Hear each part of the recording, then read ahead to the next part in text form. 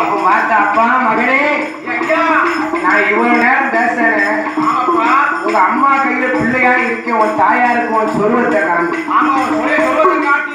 அம்மா கையில சின்னஞ்சிறு பிள்ளை போல இருந்த எங்க சொடல சீரி பாய்ந்தா மாயாண்டி வாட்ட சாட்டமா வீச்சருவா வல்லையவும் சல்லடம் விழாவும் முழுக்கும் வீச இந்த கண்ணு மாயாண்டி ஆங்கார சொருவத்தை அடிக்கா.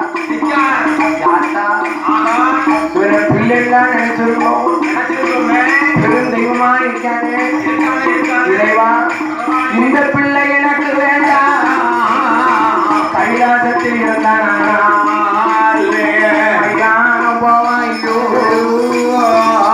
மையானத்துல பிணை இல்லைன்னா நேரம் அங்கதான் வரும்.